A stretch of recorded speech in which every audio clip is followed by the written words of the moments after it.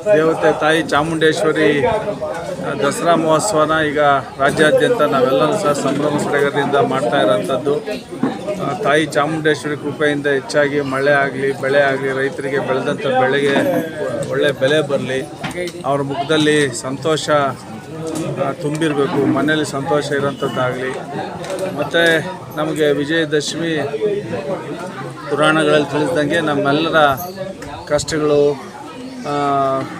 ಒಂದು ರೀತಿಯಾದಂಥ ಕೆಟ್ಟ ಮಾರ್ಗದಲ್ಲಿ ನಡೀತಾ ಇದ್ದಂಥವನ್ನೆಲ್ಲ ಸರಿ ಮಾರ್ಗಕ್ಕೆ ತಾಯಿ ಚಾಮುಂಡೇಶ್ವರಿ ತಂದು ಲೋಕ ಕಲ್ಯಾಣವಾದಂಥ ದಿನಾನ ವಿಜಯದ ಸಂಕೇತಕವಾಗಿ ನಾವು ವಿಜಯೋತ್ಸವದ ಸಂಕೇತವಾಗಿ ಆಚರಣೆ ಮಾಡ್ತಾ ಬಂದಿರೋಂಥದ್ದು. ಆ ನಿಟ್ಟಿನಲ್ಲಿ ಎಲ್ರಿಗೂ ಸಹ ತಾಯಿ ಚಾಮುಂಡೇಶ್ವರಿ ಕೃಪೆಯಿಂದ ಒಳಿತಾಗಲಿ, ಎಲ್ರಿಗೂ ಶುಭವಾಗಲಿ ಅಂತೇಳಿ ನಾನು ಶುಭ ಹರಿಸಿ ಎಲ್ರಿಗೂ ಒಳ್ಳೆಯದಾಗಲಿ.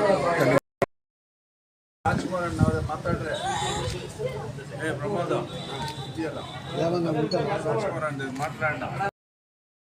ಎಲ್ಲರಿಗೂ ನಾಡ ಹಬ್ಬ, ದಸರಾ ಹಬ್ಬದ ಶುಭಾಶಯಗಳು. ತಾಯಿ ಚಾಮುಂಡೇಶ್ವರಿ ಎಲ್ಲರಿಗೂ ಒಳ್ಳೇದು ಮಾಡಲಿ. ಈ ಒಂದು ಶುಭ ದಿನ ನಮ್ಮ ನಾಡ ಹಬ್ಬ ಅಲ್ಲ, ಕರ್ನಾಟಕದಲ್ಲಿ ವಿಜೃಂಭಣೆಯಿಂದ ಅದೇ ಆಚರಣೆ ಮಾಡ್ತಾರೆ. ಈ ಒಂದು ಹಬ್ಬದೊಂದು ಇವತ್ತು ನಮ್ಮ ಸ್ವಗೃಹದಲ್ಲಿ ನಮ್ಮ ಪುಟ್ಟವಂಜನಪ್ಪ ಅವರು, ಮಾಜಿ ಗ್ರಾಮ ಪಂಚಾಯತಿ ಅಧ್ಯಕ್ಷರು, ಅವರ ಆಶೀರ್ವಾದದೊಂದಿಗೆ ಇವತ್ತು ನಮ್ಮ ಸ್ವಗೃಹದಲ್ಲಿ ಪ್ರತಿ ವರ್ಷವೂ ಮಾಡಿದಂತೆ ಈ ವರ್ಷವೂ ಕೂಡ ಎಲ್ಲ ನಮ್ಮ ಪಂಚಾಯತಿ ವ್ಯಾಪ್ತಿಯ ಎಲ್ಲ ಜನಗಳನ್ನ ಒಂದು ಕರೆದು ಇಲ್ಲಿ ಅವರಿಗೆ ಒಂದು ಬಟ್ಟೆ ಮತ್ತು ಉಡುಗೊರೆಗಳನ್ನ ಕೊಡುವಂಥದ್ದು.